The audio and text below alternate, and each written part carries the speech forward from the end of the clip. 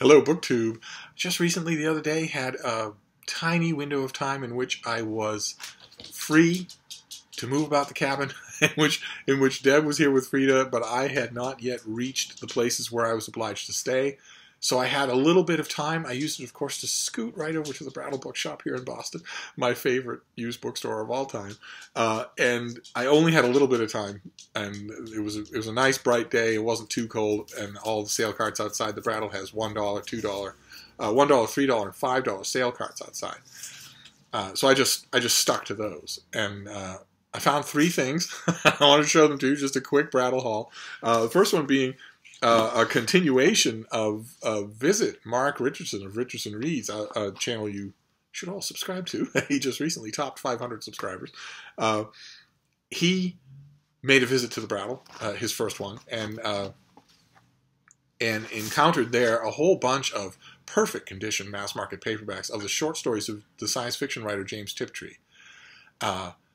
And he'd only read, I think, a few of them, and the 4 volumes that he got is practically all the short stories that she wrote, including all of her classics, she's an amazing science fiction short story writer. But she also wrote a science fiction novel that was, I think, nominated for Hugo. It's terrifically good. It's called Up the Walls of the World, in which I guarantee you, such is James Tiptree's artistry, that by the end of the novel you will be kind of sort of in love with a 50-foot phosphorescent manta ray. But then there were no more novels for a long time, and then that silence was broken. There was another novel, and I found a hardcover copy of it. This, Brightness Falls from the Air. Just a Tor, but with no folderol, just the author's name and the title, and some beautiful cover artwork, but nothing else. Just the book. In a hardcover, it tells the story of the murdered star, a solar event that results on an alien planet from a dead star nearby, and that draws tourists and scientists. And the planet where they gather to watch this thing was the scene of a horrific act of ethnic violence against the indigenous species. And that horrific act has long fingers, and it reaches into the present day of the story, and it turns out that a lot of the characters involved were involved in that in one way or another, affected by it in one way or another. We have the usual Tiptree delicious bad guys who are also multifaceted, and good guys who don't necessarily even consider themselves good guys. I remember loving it when I first read it, which is when it first came out. When was that? 1985. I remember loving it when it first came out, and I don't think I've had a mass market of it in the past, but I don't think I've ever reread it after that first time. So when I saw it, especially since Mark's visit had James Tiptree on the mind, I grabbed it right away. Then the next one is a finished copy of something that I, over in Mordor somewhere, buried by landslides. I have an advanced copy of this volume, but I had never even seen it in its finished copy. It turns out the finished copy is a little bit nicer. It's a little bit bigger. It's a little bit more flexible than the advanced copy was, and it's terrific. You simply must have it. It is Margaret Millar. She was a writer about 50 years ago, and this is one particular editor at Soho Crime loves her, justifiably so, because she's incredible, just incredible. And he decided to revive her in a multi-volume set. This is going to be one of many. I wonder if there's a picture in here. There's going to be a whole set of yeah, there it is. This is what the finished thing is going to look like. A whole set of Margaret Miller.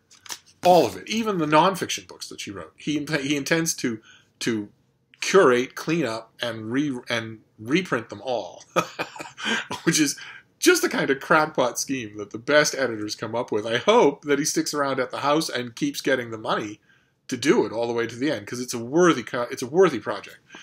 This volume, he decided, I think wisely, not to go in chronological order. So this volume is her really around the peak of her storytelling ability, and it contains. The subtitle is "The Master at Her Zenith," and it contains "Vanish in an Instant," "Wives and Lovers," "An Air That Kills," "The Listening Walls," and what I and a bunch of other people consider to be her best book, "Beast in View." And it's difficult to describe her. Deb was asking me who she was yesterday, because Deb, she's extremely well read, but it's easy to find well read people who've never heard of Margaret Millar, and that's a terrible shame. She was asking me, who is this? And the first description that came to mind to give her was, imagine Patricia Highsmith written for adults. Which is going to have all of you Patricia Highsmith fans just howling. But I maintain, if you'll just stop howling, I maintain that you already know that. You already know that Patricia Highsmith, who's a brilliant writer, it was a conscious choice on her part, but I think you already know that she's writing in primary colors when she writes especially the Ripley novels. I think you already know that. I think you can tell on some level that Patricia Highsmith is very similar a writer to, for instance, Barbara Pym or Iris Murdoch, and that you would never call them fiction for non-adults, and there's a reason for that, because they chose not to write in primary colors. but with Margaret Millar, it goes even deeper, because her territory is the same as Patricia Highsmith. She's writing these thriller type psychological. Police are involved in all of them. There eventually ends up being some kind of crime in all of them, but she's very much mining the same territory of the strangulation of seemingly idyllic suburban life and the savagery that's underneath, the 3 o'clock cocktail party and whatnot, to wonderful, wonderful effect.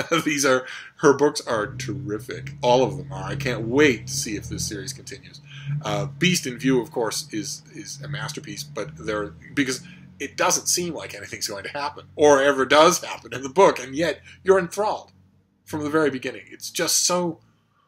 What a cost on her it must have been to write these books. And what you're going to be able to hear church bells in the distance if Adam... Once upon a time, a long time ago, there was a booktube channel called Memento Mori, run by a guy named Adam. He's long gone. Those of you who are doing your booktube newbie tags have never heard of him.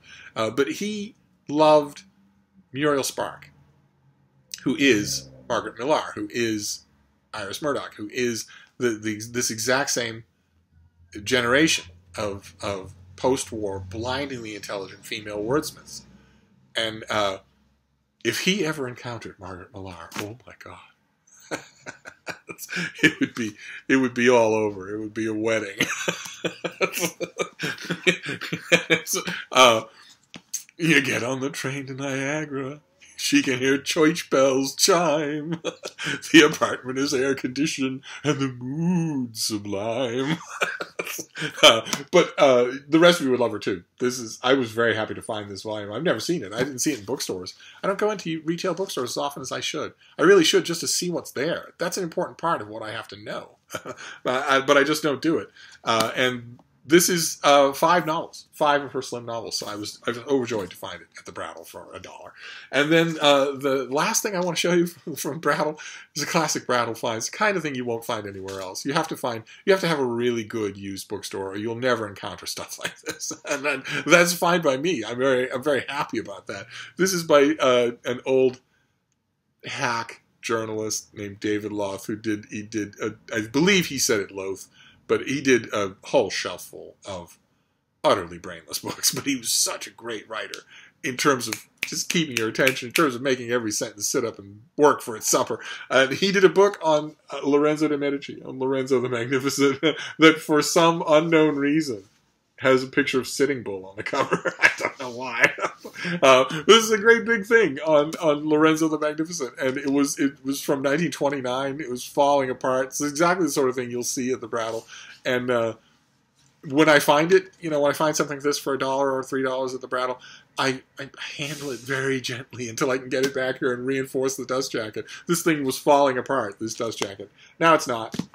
It's absolutely not going to fall apart now. You could dunk it in water and it would be just fine. And whoever got the original copy of this back in 1929 cut the pages. So the person actually read it all the way to the end. And I have read David Loth before, so I know that you would. If you start one of his books, this is just cod history. There isn't even an index, much less a bibliography. It's just stories. That's all. He had 2 or 3 legitimate biographies of Lorenzo de' Medici in front of him the whole time that he wrote it and just made it into great reading. So with something like this, if the Sitting Bull portrait on the cover wasn't giveaway enough, with something like this, you wouldn't really trust it as a work of history, although I'd be willing to bet it's more than 90% accurate.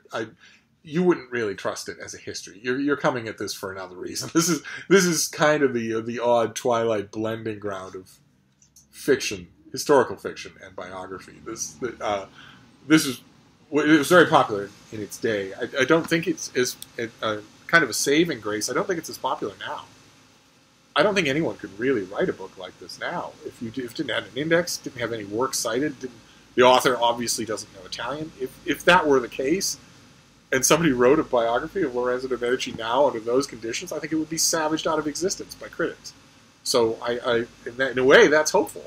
But I'm reviewing a forthcoming book on the Medici. So when I saw this, I would have got it anyway because of the cheese factor. But I'll be delighted to read it. I've already started it. I'd be delighted to read it from beginning to end. I'm going to read everything that I have here on the Medicis in preparation for this book. But something like this is not research so much as it is fun. But it also gets me the mind frame of what was quote unquote popular knowledge about the Medicis and Lorenzo himself 100 years ago.